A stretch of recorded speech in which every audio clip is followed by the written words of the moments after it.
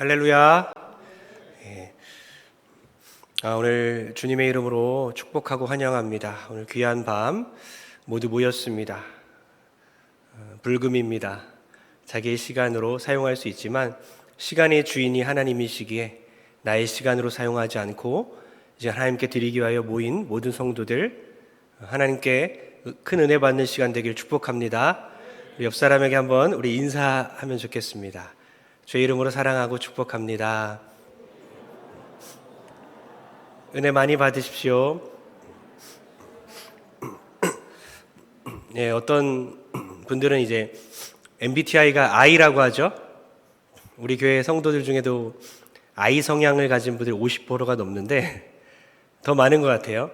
I 성향을 가진 분들이 이제 인사하는 것도 조금 부담스러울 수도 있다는 얘기를 좀 들었어요. 네. 이 성향을 가진 분들은 서로 적극적으로 인사하고 아무 거리낌이 없는데 MBTI 처음 시작이 I인 분들은 약간 내향적이고 조용한 분들 있잖아요. 낯설어하고 낯 가리고 이런 분들이 있는데 교회에서는 조금 더 노력했으면 좋겠고 또 반대로 그런 성향이 있음을 존중하고 억지로 너무 다가가고 그렇게 하지 마시고 좀 조심스럽게 서로 상호 존중하며 하면 좋을 것 같습니다. 그래서 혹시 그런 불편하신 분들은 제가 인사를 자주 시키는 스타일인데 그냥 앞에 보고 인사하든지 그러면 좋을 것 같고요. 너무 마음 어려워하지 않았으면 좋겠습니다. 할렐루야. 오늘 목장 사역 컨퍼런스로 오늘 전교인 이제 세미나식으로 이제 유원선 목사님 오늘 말씀을 전해줍니다. 내일은 목자들만 모여서 신규한 목사님 또 유원선 목사님이 강의 하나씩 하고 주일은 우리 목자들과 또 장로님들, 교육자들 전부 모여서 제가 마지막 시간을 갖습니다. 오늘은 금요철야 예배 가운데 우리 전부 다 동일하게 말씀을 들었으면 좋겠다 생각했고 또 부목사님 중에 유원선 목사님이 또 목장 운영을 하는 교회에 오래 있었기 때문에 좋은 달란트를 우리가 참 나누고 공유했으면 좋겠다 이런 마음으로 유원선 목사님이 설교를 하게 되었습니다. 많은 은혜 받으시기 바랍니다. 청소년부가 우리 한혜연 전사님이 맡으면서 막 모이기 시작했어요. 너무 귀하죠? 다시 한번 우리 아이 성향 있나요? 그냥 무시하시고 우리 한번 격려의 박수.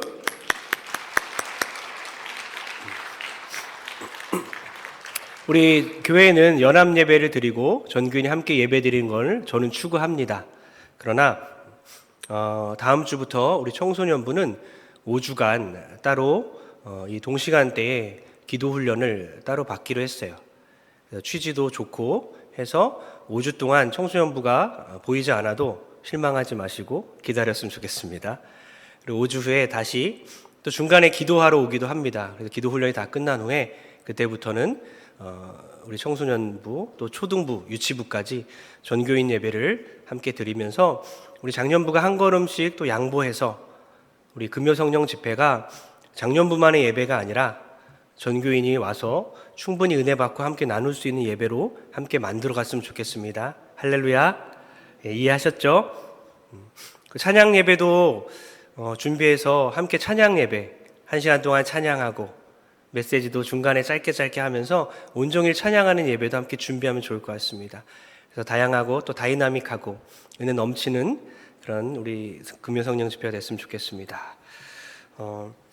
오늘 나눔의 유익이라는 제목으로 유원선 목사님 나올 때에 힘차게 박수로 환영하겠습니다.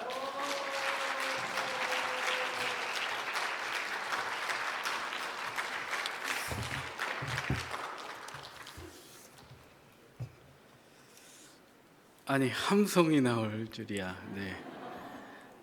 똑같은 예배이고 똑같은 사람이고 우리 부목사님들은 다 똑같고 또 우리 담임 목사님도 다 똑같습니다. 예배도 똑같고 성도님들 다 하나이고 그래서 성령의 하나 되게 하심을 따라 오늘 한 성령으로 우리가 충만한 은혜를 받을 줄 믿습니다.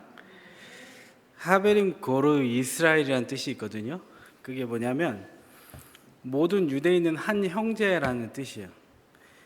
이 하베림 고르 이스라엘 모든 유대인은 한 형제. 왜 유대인 얘기를 시작으로 이렇게 오늘 설교하고 강의를 같이 할 건데요. 왜 그러냐면 유대인들한테 참 배울 게 많습니다. 그 이스라엘하고 원수된 국가는 여러분 아시죠? 어디죠? 팔로 시작하죠. 팔레스타인. 그래서 이스라엘하고 팔레스타인 전쟁이 꽤 오래 지금까지 지속되지 않습니까? 학생들 아시죠? 네, 하나 배웠습니다. 네, 이게 금요철의 유익이에요. 네. 그 이스라엘하고 팔레스타인 전쟁을 했는데 유대인 같은 경우에는 이 사람을 굉장히 존중해요. 여러분 잘 아시겠지만 구약 때부터 이스라엘 사람들의 그 마인드는 뭐냐면 우리 마을에 가난한 사람이 없게 하라. 그래서 물건들을 같이 서로 통용했거든요. 성경에 보면 초대교회는 자기 게 없었거든요. 그러니까 통용했다. 그것은 성경을 그대로 해석하면 그냥 줬다. 이거보다는 공짜로 줬다. 이거보다는 같이 썼다. 그러니까 내가 물건을 새 거를 샀어요. 예를 들면 뭐 핸드폰을 새 거를 샀어요. 노트북을 새 거를 샀어요. 아니면 프라이팬을 새 거를 샀어요. 근데 옆집 이스라엘 사람이 가나해서 프라이팬이 없어요. 그러면 새로 산 프라이팬을 빌려줘요. 그리고 헝게되게 돼서 돌아와요. 더러워져서 돌아와요. 그럼에도 불구하고 유태인들 같은 경우에는 그 모태가 된 게 이스라엘 백성이잖아요. 예수는 비록 안 믿지만 이스라엘 백성들이에요. 모태가 되는 게 하나님 백성. 근데 그 사람들은 자기 게 없는 거예요. 그 중심 사상이 뭐가 있냐면 한 영혼이 참 귀하기 때문에 우리가 그게 참 잘 안 되는데 한 영혼이 귀해서 차별하지 않고 그에게 어제 산 프라이팬도 나눠줄 수 있는 거예요. 제가 아까 말씀드렸던 그 유대인 이스라엘 사상은 특징이 뭐냐면 그 유대인하고 유대랑 팔레스타인이 전쟁을 많이 했거든요. 근데 이제 포로 교환을 보통 해요. 근데 포로 교환을 한번 어떻게 했냐면 그 유대인 포로 1명과 이 팔레스타인 포로 1027명을 바꾼 적이 있어요. 그러니까 유태인들은 한 사람을 굉장히 소중하게 여긴다 그랬잖아요. 그래서 팔레스타인 포로 1027명을 내어주면서까지 유태인들은 그렇게 한 사람 소중한 걸 이 마인드를 갖고 있었다는 거예요. 여러분 여기 성경에서 우리가 배울 수 있죠. 여러분 예수 그리스도는 전 인류를 위해 오셨습니다. 아멘이시죠? 근데 전 인류 중에 택한 백성, 창세전에 택하신 에베소서에 나온 것 같이 창세전에 택하신 그 인류를 구원하기 위해 오셨어요. 그런데 그렇게 좀 보편적으로 넓게 보면 우리가 좀 어찌 보면 와닿지 않을 수 있거든요. 얼마 전에 일본에서 지진이 났을 때 일본의 한 작가가 그런 얘기를 했어요. 3만 명이 죽었을 때 이거는 일본 인구의 전체 3만 명의 죽음이 아니라 3만 개의 각기의 죽음이다라고 생각한 거예요. 다시 한번 3만 명이 죽었거든요. 일본에서. 근데 3만의 죽음이 아니라 3만의 각기의 죽음이다. 이런 사상들이 뭐냐면 한 명이 정말 중요하다라는 사상이거든요. 그러니까 우리는 보통 통으로 보길 좋아해요. 뭉탱이로 보길 좋아해요. 크게 보길 좋아해요. 근데 성경의 중요한 사상들의 원리를 가만히 보면 무엇이냐면 성경은 참 쪼갠다는 거예요. 하나하나 쪼갠다는 거예요. 이 시간에도 여러분 이곳에 한 100여 명의 성도님들이 계신데 하나님은 100명에게 공의 관심이 있는 줄 믿습니다. 그런데 이 시간 그와 동시에 하나님은 여러분 각기에게 관심이 있는 줄 믿습니다. 아멘이시죠? 분명한 것은 하나님이 이 시간 저에게 관심이 많다는 거예요. 수요일하고 참 다르네요.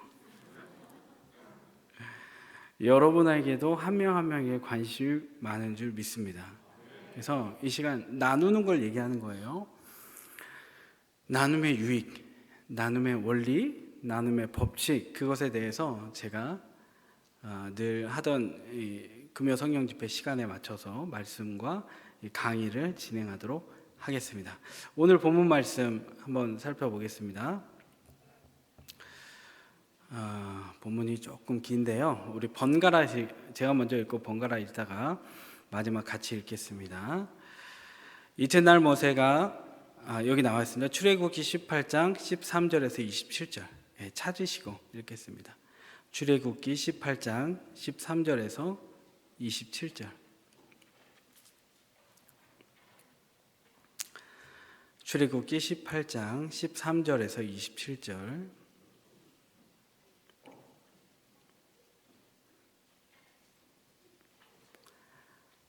(18장) 13절에서 27절입니다. 네, 다 찾으셨으니까 번갈아서 읽겠습니다. 마지막은 같이 읽겠습니다. 이튿날 모세가 백성을 재판하느라고 앉아 있고 백성은 아침부터 저녁까지 모세 곁에 서 있는지라. 모세가 백성에게 행하는 모든 일을 보고 내가 이 백성에게 행하는 이 일이 어찌 되느냐.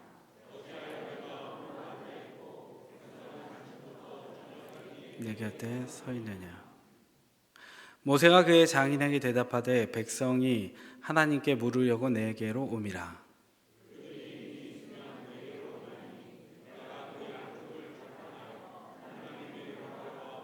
알게 하나이다. 모세의 장인인 그에게 이르되 내가 하는 것이 옳지 못하도다.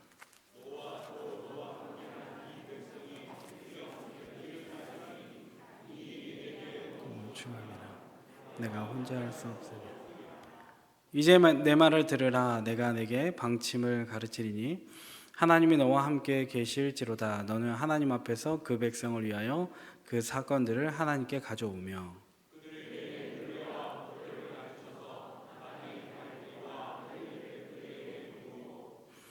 너는 또 온 백성 가운데서 능력 있는 사람들 곧 하나님을 두려워하며 진실하며 불의한 이익을 미워하는 자를 살펴서 백성 위에 세워 천부장과 백부장과 50부장과 10부장을 삼아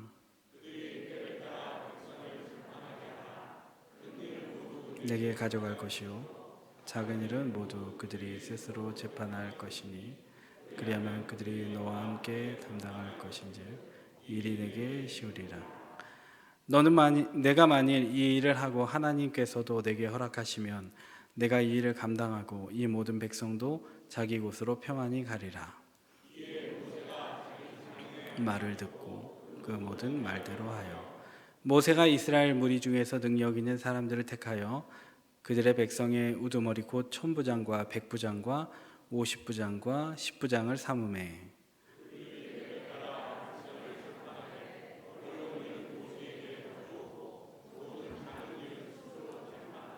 함께 읽겠습니다.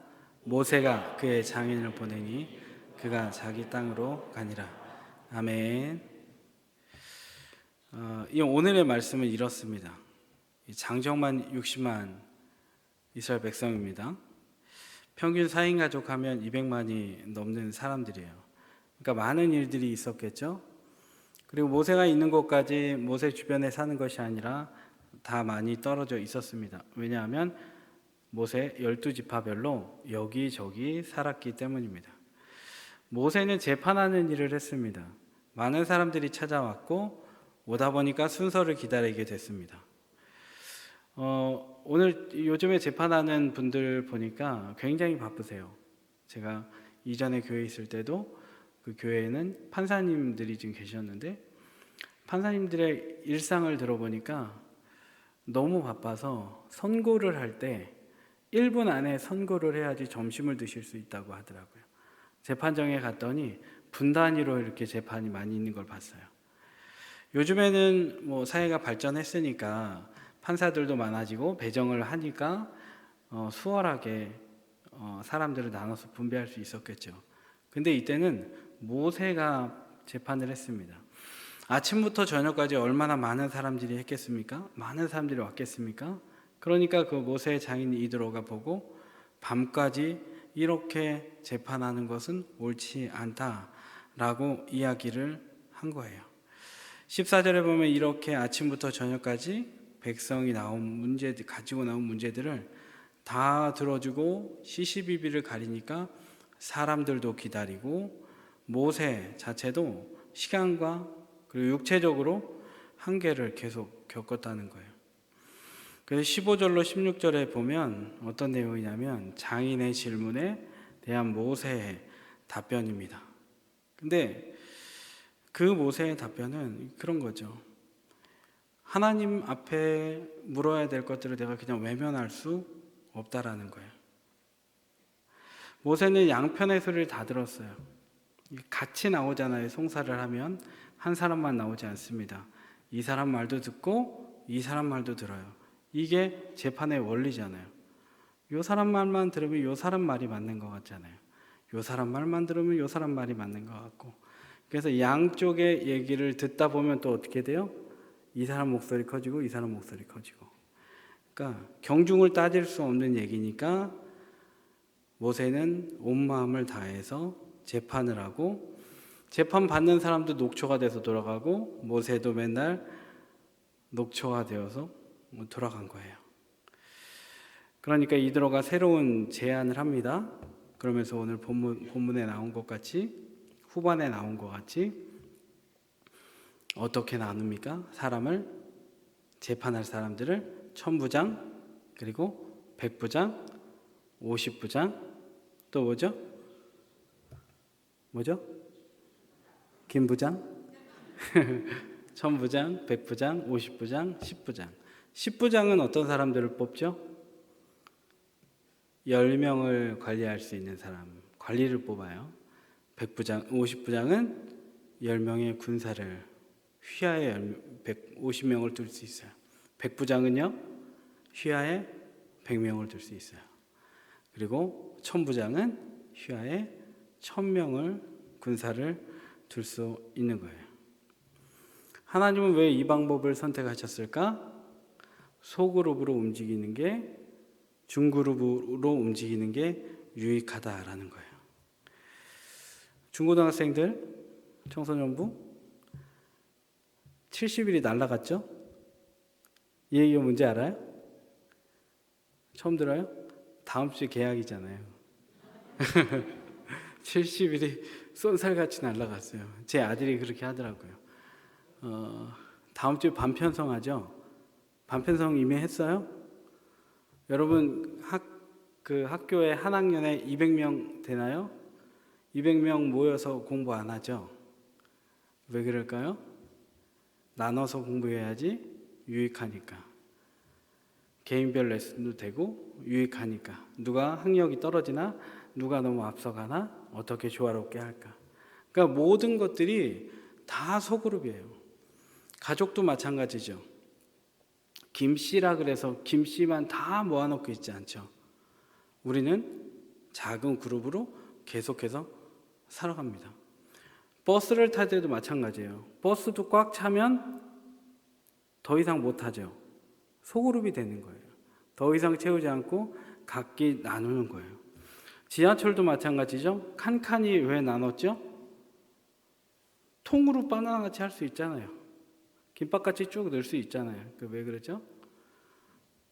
칸칸이 나눠야 효율적이기 때문이에요. 이 세상은 모든 것이 효율로 갑니다. 그게 하나님의 원리예요. 이때부터 그랬어요. 그리고 예수님이 이 땅에 오셔서 많은 기적들을 일으키셨죠. 그 중에 유명한 기적이 있어요. 무슨 기적입니까? 오병이어 기적. 사람들이 예수님의 기적을 보고 예수님을 쫓아왔어요. 그리고 예수님을 하루 종일 쫓아다니다 보니까 사람들이 뭐가 져요? 허기가 됐어요. 근데 예수님한테 따라왔는데 예수님이 하셨던 말씀은 뭐냐면 제자들을 불러서 얘들아, 사람들을 어떻게 해라? 앉혀라. 그런데 각기 나눠서 100명씩. 너희들이 정확히 나눠서 앉혀라. 그리고 어떤 기적을 베푸십니까? 오병이어의 기적을 베푸시죠. 자, 여기도 보세요. 1분단, 2분단, 3분단, 4분단, 5분단, 6분단 나눠져 있죠. 이것도 다 소그룹이에요. 우리가 목장을 나눴죠. 교회 안에서. 이것은 왜 나누게 되었을까요? 우리가 뒷부분에도 보겠지만 하나님은 나눔의 원리를 통해서 하나님은 나눔의 유익을 우리에게 주시기 위해서인 거예요. 가만 보면 우리는 하나님께서 이렇게 세팅해 놓은 이 세상 가운데 살아갑니다. 그런데 우리는 너무 어찌 보면 당연하게 생각을 하는 거예요. 세상에 이야기하지 않아도 교회만 보더라도 이 쪼개진 그룹은 우연이 아니라 하나님의 철저한 계획이었다는 거예요. 여러분 아멘이십니까? 뒤에 가면 우리가 정말 큰 아멘이 나오고 공감하고 이해해서 우리 목장이 얼마나 소중한지를 우리는 고백하는 이 시간이 되었으면 좋겠어요. 자, 이제 제가 설교는 이 정도로 하고요. 이제 강의를 하겠습니다. PPT가 있을까요? 네, 저기 나와 있죠.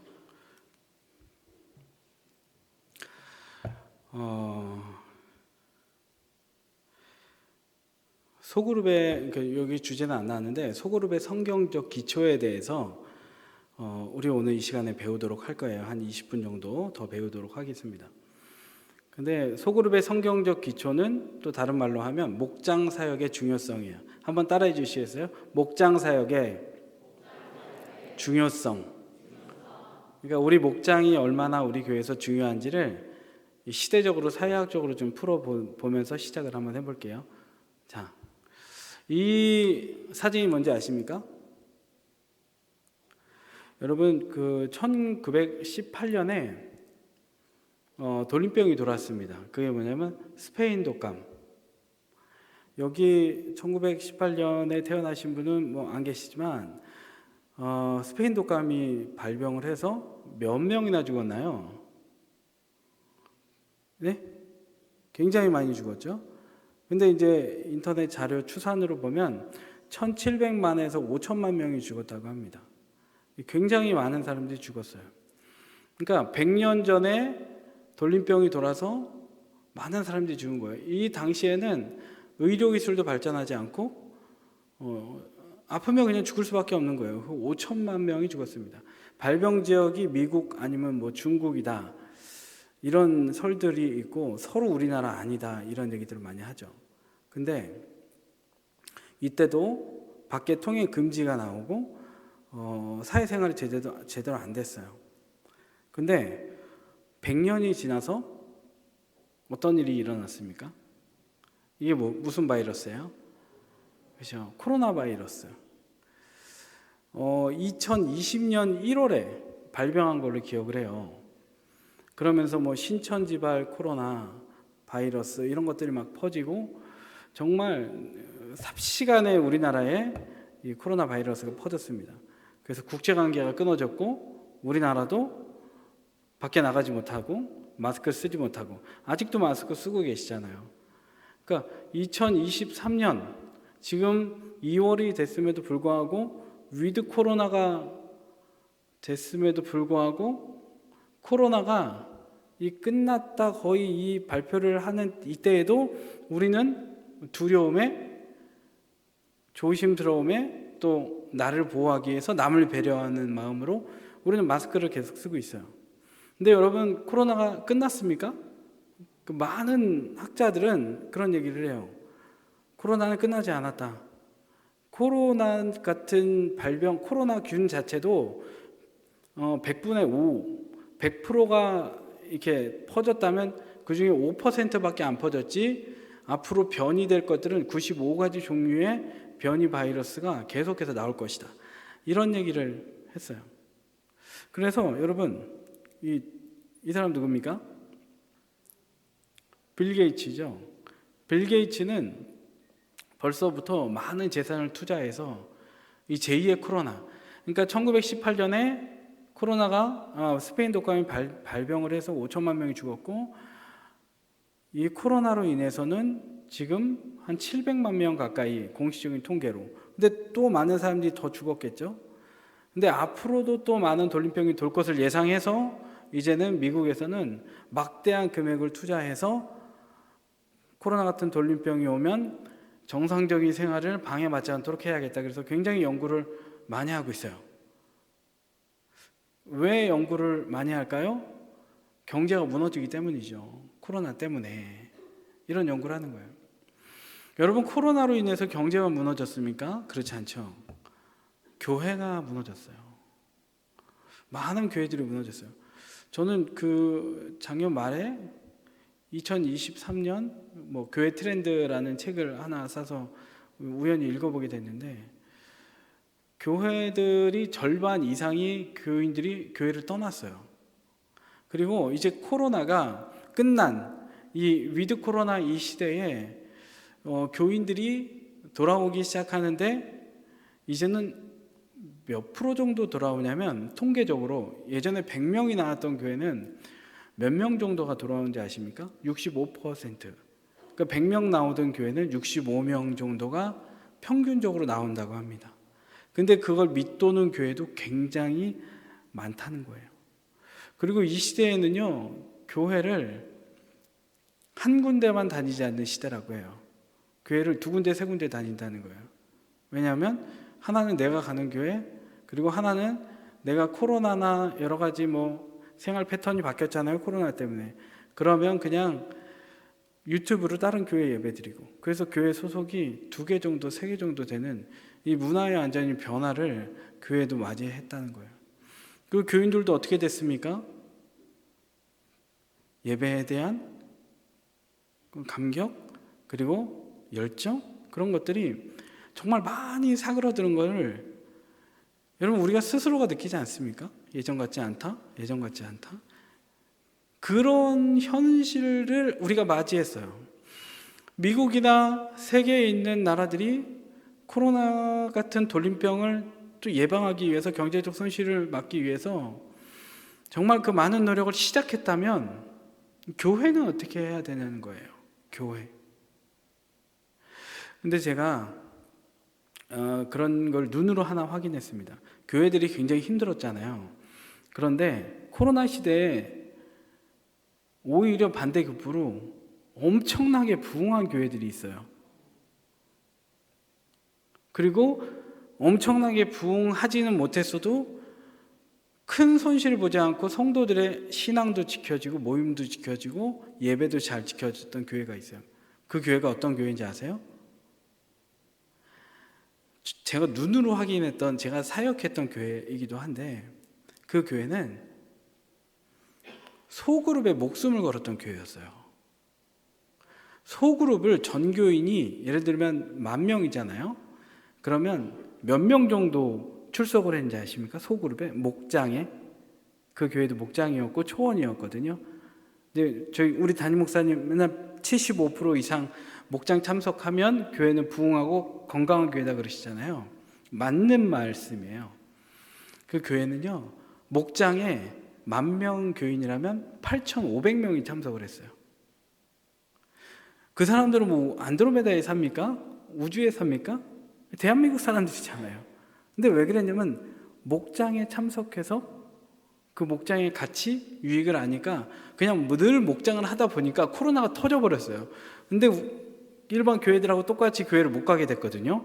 근데 목장에서 살아나다 보니까 교회를 못 가도 목장의 예배를 드리던 대로만큼만 드려도 기쁨이 넘치는 거예요. 한때는 목장도 못 모이게 했잖아요. 속으로 뭐 몇 명 이상 안 된다, 남의 집 사람 모으면 안 된다. 줌으로 예배 드렸어요. 여러분, 스페인 독감, 코로나 바이러스, 뭐 코비드-19, 팬데믹 이런 게 안 올라는 법이 없습니다. 그리고 또 하나, 우리의 식어진 마음이 있다면 우리는 살아나야 할 줄로 믿습니다. 근데 이 시대에 대한 대비, 그리고 우리의 삶의 신앙에 연약해진 부분이 있다면 우리가 세울 수 있는 비결은 이 시대에 뭐냐면, 그냥 옛날 어떤 트렌드 그런 거 찾는 것이 아니라 지금 이 시대에 맞춰서 교회가 준비해야 할 것은 무엇이냐면 소그룹을 강화하는 것이에요. 소그룹을 강화하는 거예요. 여러분, 집이 망할 때도 있죠. 경제적으로 망할 때 있잖아요. 근데 그 집이 경제적으로 망하면 빨간 딱지 붙고 그러면 어떤 때는 부부가 이혼도 하고 자녀들하고 갈등이 생겨서 집안이 풍비박산이 납니다. 근데 소그룹인 가정이 탄탄한 경우는 바깥에 어떤 어려움이 있어도 어떻게 돼요? 그래, 우리가 똘똘 뭉쳐보자, 이런 거예요. 그러니까 교회는 무엇입니까? 대그룹의 예배 정말 중요합니다. 그 예배는 목숨을 걸어야 되고 말씀에 목숨 걸어야 됩니다. 근데 동시에 무엇에 목숨 걸어야 되냐? 소그룹에 목숨 걸어야 된다는 거예요. 목장에. 사회학적으로 우리가 이렇게 풀고 이렇게 대비를 할 수 있다는 거예요. 자, 스페인 독감 그리고 빌 게이츠 이렇게 사회도 준비하니 교회도 준비하고 동성교회도 이렇게 건강한 목장을 준비해야 된다는 거죠. 자, 소그룹의 성경적 기초와 이해 볼게요. 소그룹의 정의부터 오겠습니다. 소그룹은 뭐 하는 데가 소그룹인가?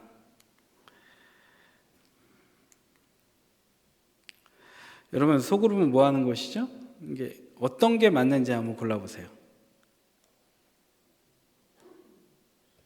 자, 5가지 소그룹에서는 소그룹은 뭘 하는 것이 소그룹이에요? 한번 말씀해 보세요. 소그룹은 뭐 하는 것이다? 네? 나눔이 나온 것 같아요. 또 소그룹은 뭐 하는 곳이에요? 소그룹은 양육하는 곳이죠. 또 소그룹은 뭐 하는 곳이죠? 예배하는 곳이죠. 소그룹은 성경 공부하는 곳이에요. 소그룹은 전도하는 곳이에요. 여러분, 근데 이걸 다 낯설어요? 우리 동성교회가 늘 해오던 거죠. 그러니까 여기서 어떤 것 하나 빠지는 것이 아니라 이것이 고루 갖춘 교회가 건강한 교회로 성장한다는 거예요. 자, 핵심 요소에 따른 소그룹 트렌드, 좀 어려운 말인데 한번 보겠습니다. 소그룹은 어떤 유형의 소그룹이 있나? 우리 교회는 어떤 소그룹이 좀 많나? 구역 예배에서는 소그룹에서는 뭘 진행하죠? 예배를 드렸죠. 보통 동성교회도 그렇게 했죠. 또 시읒 리을의 교회를 예를 들면 다락방 모임이 있거든요. 거기서 뭐 하냐면 성경 공부를 주로 해요. 로버트 뱅스라는 사람이 가정교회라는 것을 창시하고 운영을 하는데 거기에서 양육이 이루어집니다. 그리고 휴스턴 교회, 제일교회, 가정교회인데 여기서는 나눔을 주로 합니다. 그리고 또 하나는 셀처치, 셀은 이제 세포인데 셀은 전도, 세포가 분열되니까 전도하자. 그 셀 안에 있는 셀교회, 이것도 성장하자. 그리고 또 하나는 G12 셀 처치인데 이건 뭐냐면 거버먼트라고 해서 통치, 하나님의 통치가 있는 교회라는 걸 뜻하거든요. 여기에는 하나님의 통치로 인해 이런 구역 조직, 셀 조직, 목장 조직이 배가 되는 걸 목표로 해서 약간의 운영 방식이 다릅니다. 그러면 여러분, 지금 동성교회를, 제가 단임 목회자는 아니지만 동성교회는 지금 어떤 것에 주력하고 있죠? 이 많은 것 중에 우리 교회는 어떤 교회인가를 진단하는 게 이 시간은 굉장히 중요합니다. 아무리 뭐 외부 강사가 와서 하더라도 우리가 하는 게 정말 중요하거든요. 우리는 어디에 초점이 맞춰져 있죠? 현재로서 어디에 맞춰져 있죠? 여러분, 또 죄송하지만 유태인들의 도서관은 굉장히 시끄러워요. 그게 뭐냐면 하브루타라는 걸 하거든요. 자기의 의견을 막 엄청나게 게재해갖고 이야기해요. 여러분은 어디에, 우리 교회는 지금 어디에 주력하는 것 같습니까? 우리 담임 목사님 목회 철학이 나눔이죠, 그죠? 나눔이 활발하게 이루어지기를 우리는 초점을 맞추는 거예요. 그래서 제가 자꾸 여쭙고 대화하고 그러는 거예요. 그러면서 점점 더 성숙해지면 목장에서 양육도 강화되고 성경 공부도 되고 예배도 되고 그러다 보면 성장하고 배가하고 부흥하게 되고 목장 안에 전도도 하게 되는, 눈으로 보시면서 흘려보시지만 이런 것들이 목장 안에 다 들어 있어야 된다는 거예요. 그냥 모이는 게 아니라 이런 것들이 다 들어올 때 여러분, 교회는 건강해지고 교회 건강뿐만이 아니라 여러분이 건강하니까 교회가 건강해지는 거예요. 근데 우리의 소그룹에는, 목장에는 이런 것들이 다 필요하다는 거예요. 그러면서 개교회의 상황, 우리 교역자와 리더의 강점에 따라 어느 부분에 중점을 둘 것인가 라고 우리 목회자들이, 또 우리 당회에서 우리 리더십들이 고민하면서 앞으로의 목장 사역이 이루어지게 될 거예요. 자, 소그룹의 성경적 기초, 소그룹이 왜 중요한지를 설명을 드리겠습니다. 요즘에 담임 목사님께서 창세기 강의를 하잖아요. 그런 관점으로 계속 보셔도 좋아요. 이런 소그룹 관련. 창세기 1장 26절에 이 말씀이 쓰여 있습니다. 같이 한번 읽어볼까요? 시작. 하나님이 이르시되 우리가 사람을 만들고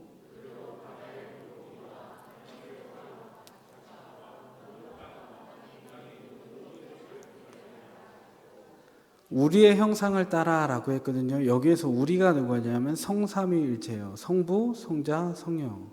그러니까 태초의 소그룹은 어떤 거예요? 태초의 소그룹의 구성원은 누구예요? 성부 하나님, 성자 예수님, 성령 하나님. 그러니까 소그룹은 언제부터 있었냐? 창세 이전부터 있었다는 거예요. 그러니까 우리 교회에 소그룹이 존재해야 되는 이유, 목장이 건강하게 존재해야 되는 이유는 무엇이에요? 성경에서 그렇게 소그룹으로 탄생했기 때문에 그분의 형상에 따라 만들어진 우리도 당연히 교회 안에 소그룹이 존재하는 거예요. 왜냐하면 그것이 유익하니까, 서로 함께 의논하면서 창조를 이룰 수 있으니까. 자, 또 보면 한번 읽어보겠습니다. 시작. 하나님이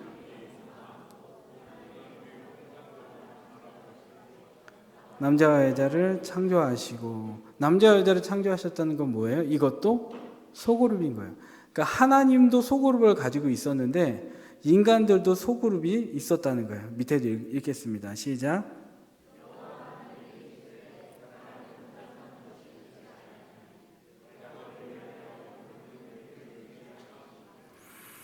혼자 있는 것이 보기 좋지 않다는 거예요. 여러분, 우리나라에 1인 가구가 굉장히 많이 늘어났다고 해요. 그 이유는 개인주의도 있지만 결혼이 늦어가면서 독립을 하고 그냥 혼자 사는 거예요. 그러다 보니까 사람들의 마음에 뭐가 있냐면 그냥 혼자 하는 게 좋다, 혼자 하는 게 속 편하다라는 생각을 갖고 있는 거예요. 근데 여러분, 사람은 하나님의 형상에 따라 만들어졌잖아요. 그러니까 혼자 있는 게 좋을까요? 나쁠까요? 별로 안 좋아요. 그리고 우리가 에너지 자체가 혼자 있는 게 별로 좋지 않은 모양으로 만들어져 있어요. 왜냐하면 하나님의 형상에 따라 그룹으로 있었으니까, 소그룹. 근데 우리는 혼자 있으려고 그래. 자꾸 혼자 있을 게 편하니까. 그런데 여러분, 우리는 뭔가와 같이 있어야 되는 존재예요. 혼자 밥 먹고 혼자 하지만 우리는 늘 무언가 같이 하려고 해요. 그게 뭐예요? 요즘 시대에 드러나는 사회 현상은 이런 거죠. 스마트폰하고 같이 있으려고 그래요. 그러니까 우리는 본질적으로 욕구가 누구랑 함께 있고 싶은 게 욕구예요. 하나님의 형상이 우리였기 때문에 우리도 형상에 따라 만들었으니까. 근데 우리는 사람과 같이 있다 보면 맞춰줘야 되니까 힘드니까. 그래서 여러분, 그 애플 매장, 스티브 잡스가 만든 아이폰 같은 거 한번 팔려 그러면 아이폰 매장에 길게 줄을 서요. 그 이유가 뭐예요? 소셜미디어, 이런 핸드폰 기계로라도 나는 우리를 찾아가고 싶은 거예요. 우리를 찾아가고 싶은 거예요. 여러분, 밖에 독서 모임들이 있는데 저는 그 독서 모임에 저희 동네에만 해도 여러 개가 있어서 가보면요, 거기도 소그룹이 그렇게 있더라고요. 사람들은 다 모이고 싶어 하는 거예요. 결론적으로 힘든 거예요. 당구장을 가보세요. 혼자 치는 사람 별로 없어요. 옆에 사람 불러서 짜장면 얘기할까요? 이렇게라도 해서 쳐요. 우리는 본질적으로 보다 같이 있고 싶어 하는 게 우리의 본질이라는 거예요.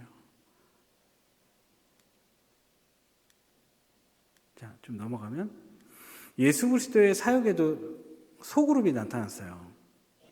자,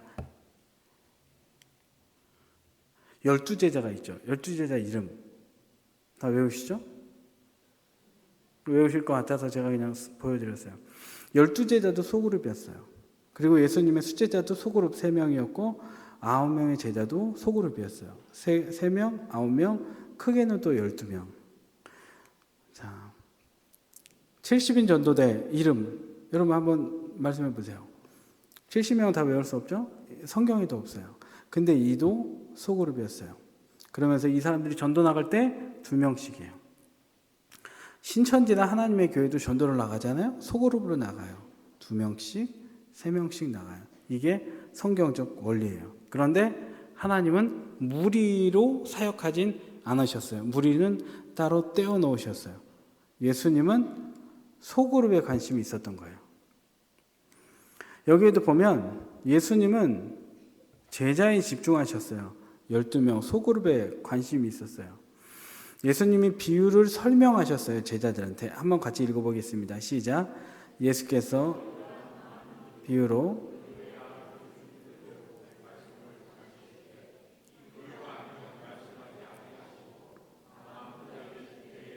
그 제자들에게 모든 것을 뭐 했다고요? 누구한테 해석했다고요? 제자들한테. 예수님은 무리들한테는 말씀을 던지고 끝났고 제자들한테는 말씀을 해석해 줬어요. 제자들을 키워서 예수님의 일을 대신하게 하기 위해서인 거죠. 우리가 모인 이유가 무엇입니까? 소그룹으로 모이는 이유, 목장으로 모이는 이유가 무엇입니까? 예수님이 12제자 삼아서 그분의 뜻을 모든 민족에게 전하게 하기 위해서요. 우리가 말씀을 듣는 이유는 무엇입니까? 예수님이 우리에게 관심이 있어서 제자 삼아서 우리에게 해석해 주시려고 담임 목사님을 통해 목회자를 통해 말씀하시니 우리가 이렇게 모여 있는 거고 이 세미나를 듣는 거예요. 소그룹이 굉장히 중요한 거예요. 그리고 예수님은 또 오시는 거예요. 풍랑 가운데 오셔서 본문을 읽지 않고 넘어가겠습니다. 예수님은 한번 보시면 요한복음 6장 19절에는 예수님은 보면 6장에 예수님의 행동은 많은 무리들이 예수님한테 왔을 때 예수님은 산으로 도망가셨어요. 그런데 예수님은 산에서 내려오셔서 누구한테 가셨냐면 풍랑 가운데 있는 제자들에게 가셨다는 거예요. 예수님의 관심이 어디에 있었다는 거예요? 목장 같은 소그룹에. 그냥 무리의 모임이 아니라 소그룹에 관심이 있었다는 거예요. 그리고 예수님은 헌신을 다짐한 제자의 길을 가는 그 소그룹의 무리에 예수님은 관심이 있었다는 거예요. 이 부분을 좀 넘어가면요.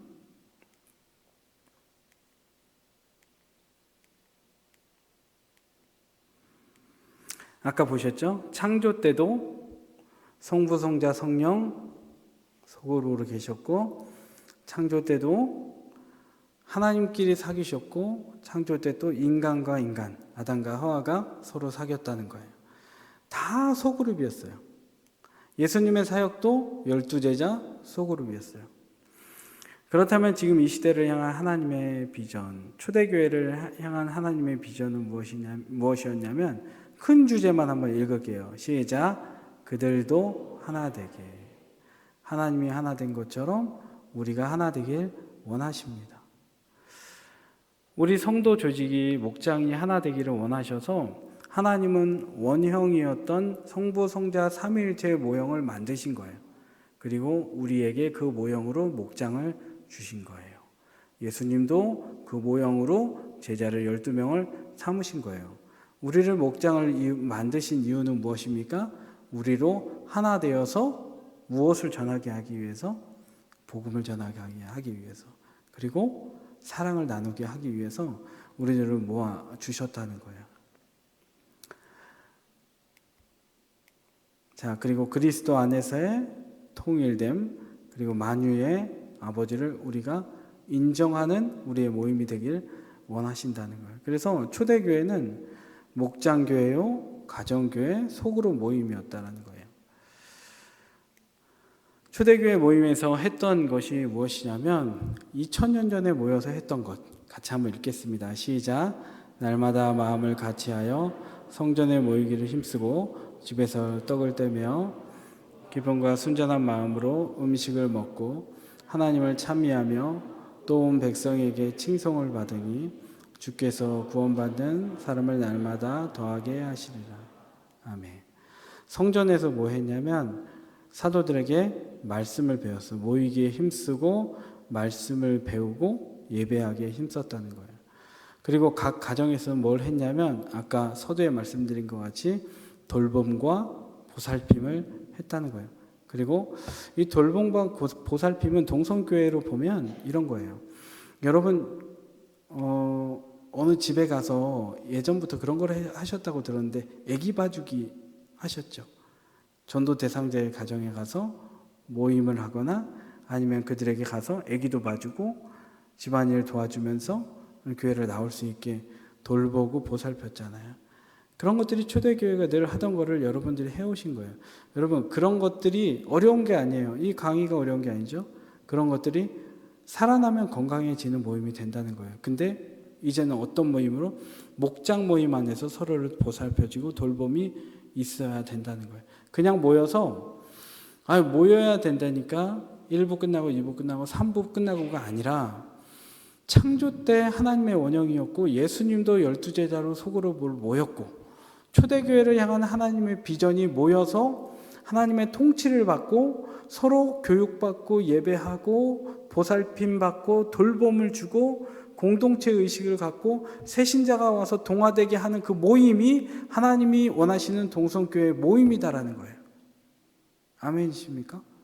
그냥 모이자 그러니까 모이는 게 아니라 목자가 오래니까 목자님이 모이자니까 모이는 것이 아니라 하나님은 이런 성경적인 원대한 꿈을 우리에게 가지셔서 우리로 하나님이 창세 때 성부, 성자, 성령 삼위일체로 모이셨다는 거예요. 이건 아까 봤던 그 말씀이죠. 네. 여기서 이제 이런 강의는 마치고 제가 실제적인 얘기를 한두 가지만 얘기하고 마치겠습니다. 여러분, 저는 동성교회 와서 이제 교육자로 생활을 하고 있는데 벌써 7달, 8달이 됐더라고요.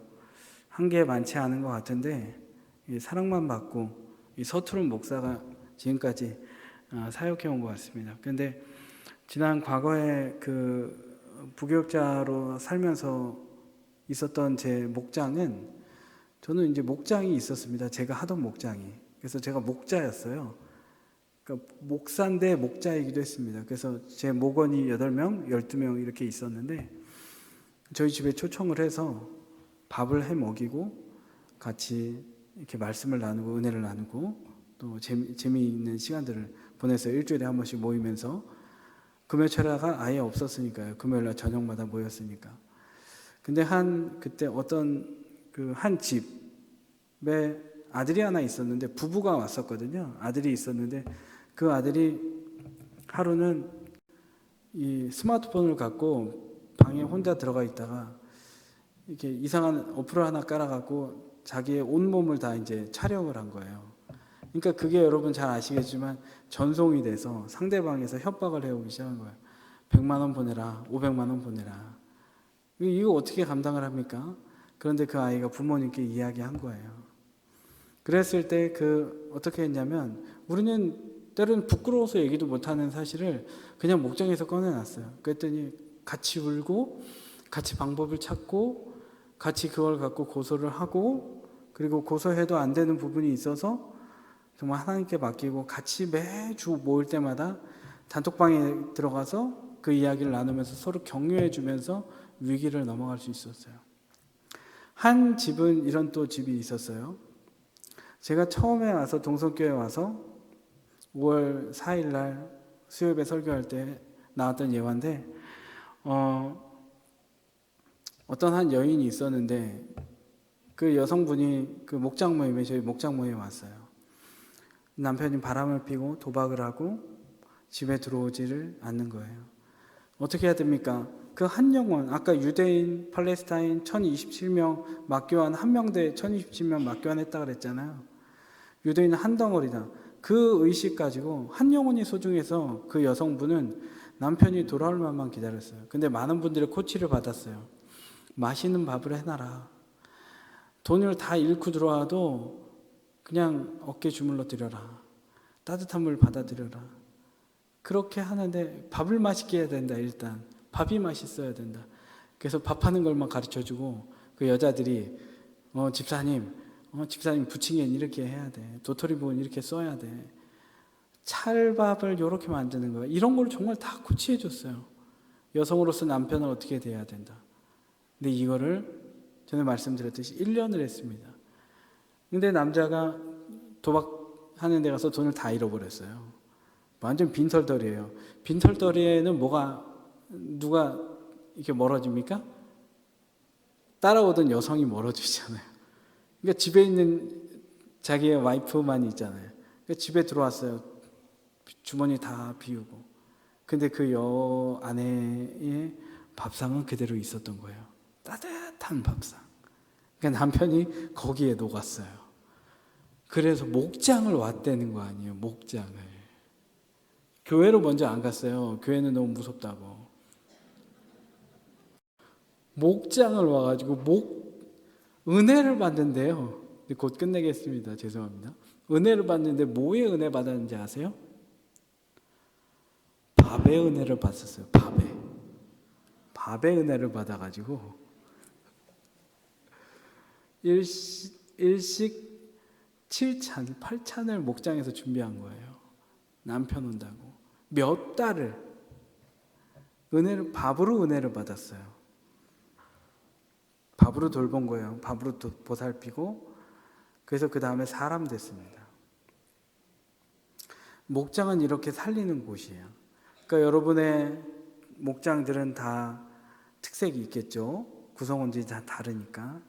하나님이 부어주신 만나게 하신 분들의 은사가 다 다르죠. 담임 목사님 아까 MBTI 얘기했듯이 E 유형도 있고 I 유형도 있고 많은 사람들이 모였죠.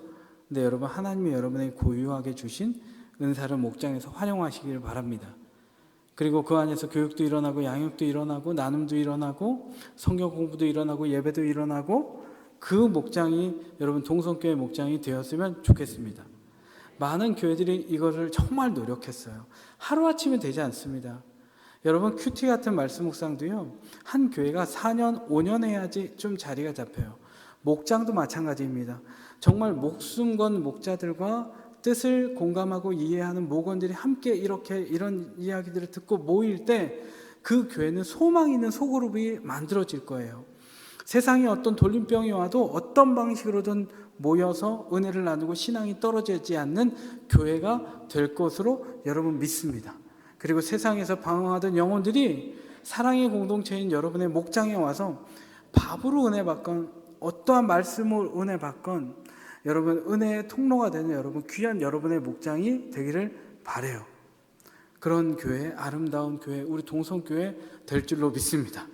여러분 하나 약속 받고 싶어요. 이번 주부터 목장 가실 거죠? 이게 결론은 이거예요. 이번 주부터 목장 가실 거죠? 나 안 가겠다 하는 분은 양말을 입에 물고 일어나시기 바랍니다. 청소년도 마찬가지예요. 귀한 성경적인 이런 목장에 함께 참여해서 여러분 은혜가 풍성하고 영혼 살리는 목장 되기를 소망합니다. 아멘.